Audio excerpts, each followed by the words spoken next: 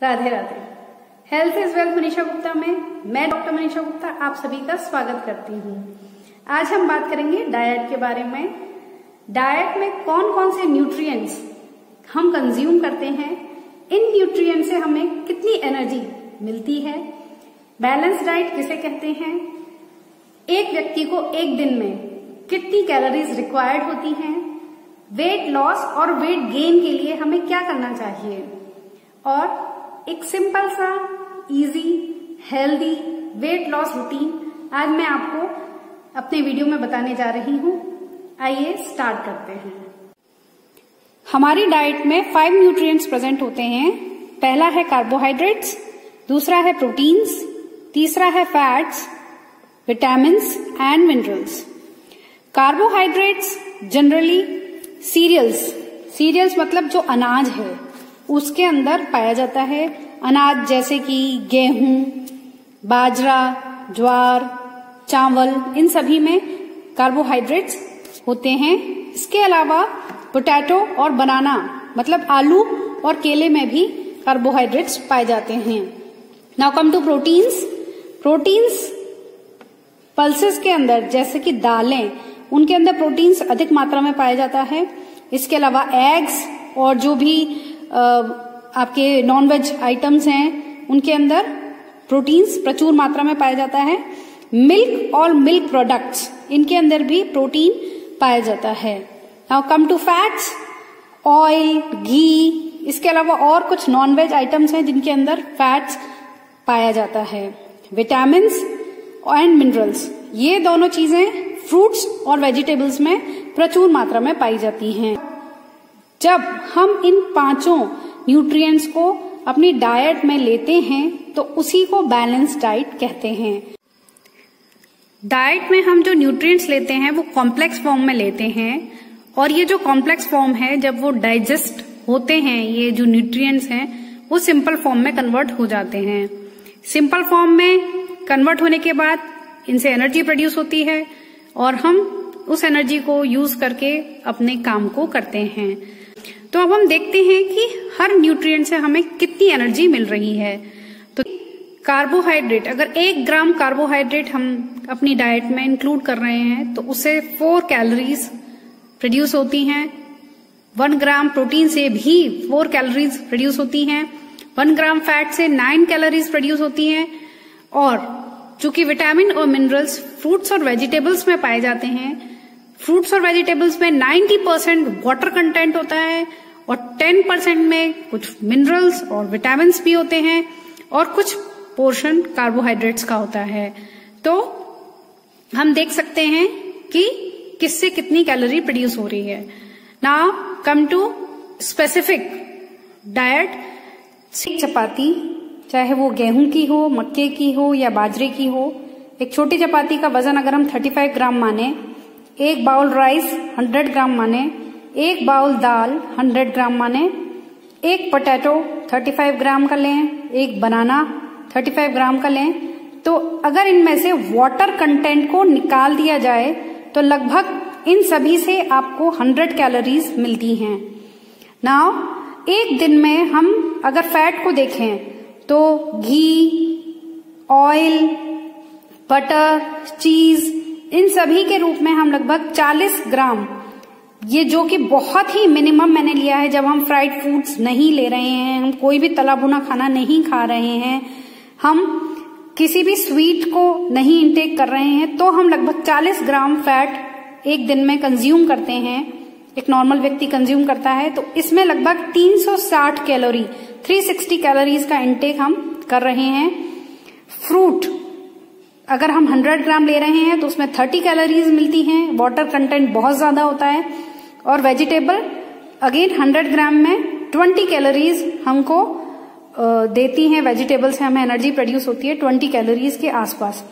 तो अगर हम मोटा मोटा हिसाब लगाएं तो इस तरीके से हम हमारा जो रेगुलर हम डाइट में लेते हैं उस चीज को हम देख सकते हैं। तो अब हम बात करते हैं कि आखिर एक व्यक्ति को कितनी कैलोरीज नीडेड हैं एक दिन में।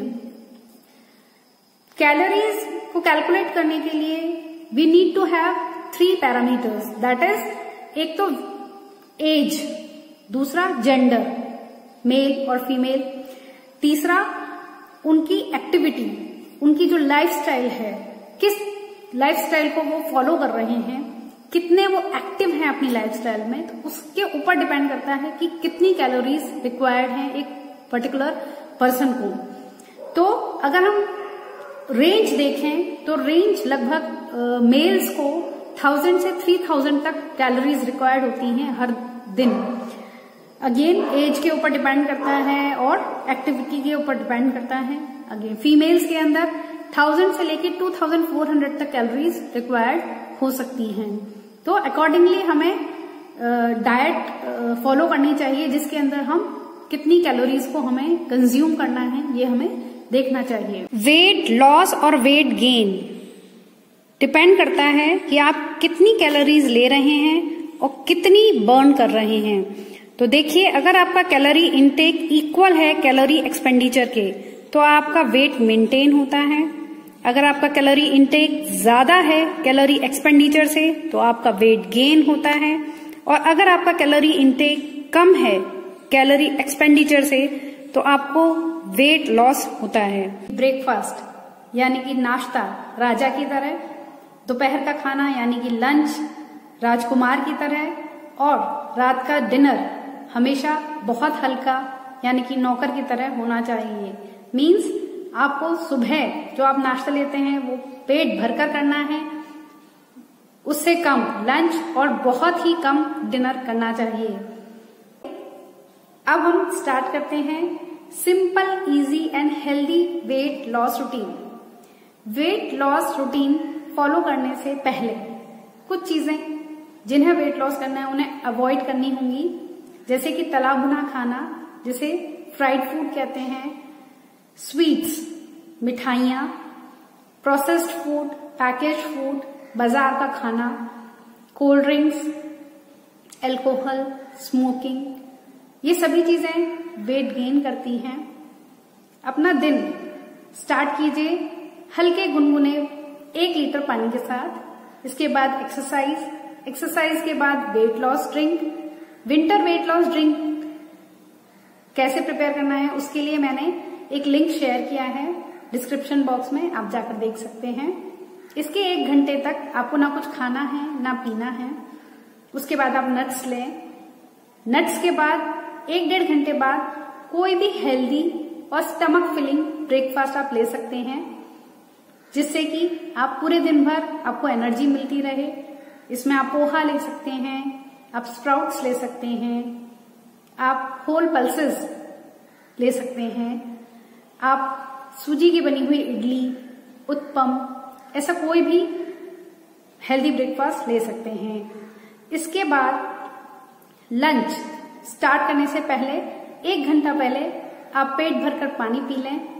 आधे घंटे बाद सैलेड लें, फुल प्लेट सैलेड या फ्रूट्स जो भी आपको पसंद है।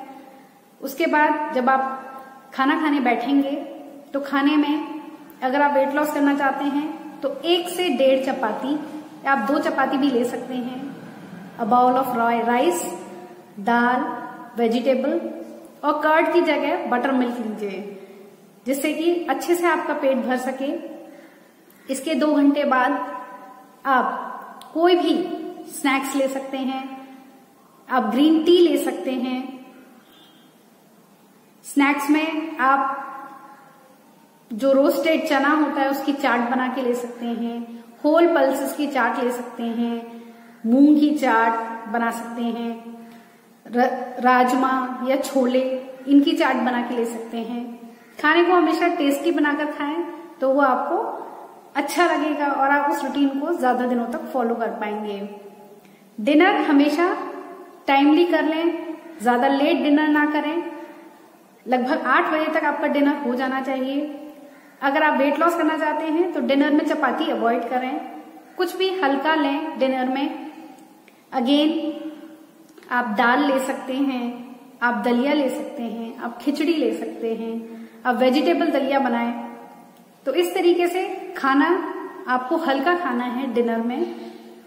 और डिनर अगर 8 बजे तक हो जाता है तो उसके बाद आप रात को सोते समय 1 ग्लास गुनगुना पानी पीकर फिर सोएं।